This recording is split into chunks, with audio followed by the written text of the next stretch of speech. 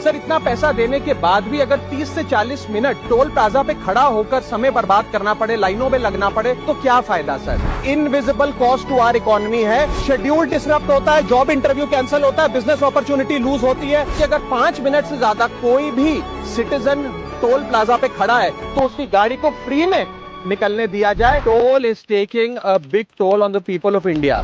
Toll plaza पे persistent congestion, अटर mismanagement और over profiteering के चलते एक आम आदमी का अनुभव इनकन्वीनियंस से इनजस्टिस में बदल चुका है। और आज मैं उन्हीं सिटीजन्स की जो टोल प्लाजा पे हैरेसमेंट फेस करते हैं उनका मुद्दा आपके सामने रखना चाहूंगा। सर मेरा पहला कंसर्न है tax burden on the citizen. Sir incidence of tax related to roads and highways is very high in India.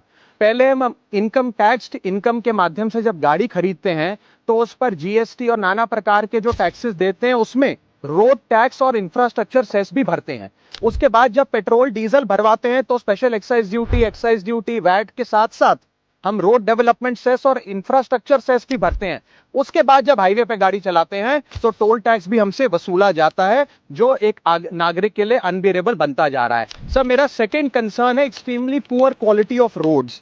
Sir इतना टैक्स भरने के बाद हम उम्मीद करते हैं कि रोड की क्वालिटी अच्छी होगी, ड्रेनेज सिस्टम अच्छा होगा, लेन डीमार्किंग होगी, लाइटिंग होगी, सेफ्टी इंफ्रास्ट्रक्चर होगा, लेकिन ये भी हासिल नहीं होता और इसी के साथ साथ नेग्लेजिबल मेंटेनेंस का भी शिकार होना पड़ता है, जिसके चलते गड्ढे, पॉटहोल्स, ब्लैक स्पॉट्स और सरफेस डिफॉर्मिटीज देखी जाती हैं और हजारों लोग रोड एक्सीडेंट्स का सालाना शिकार होते हैं।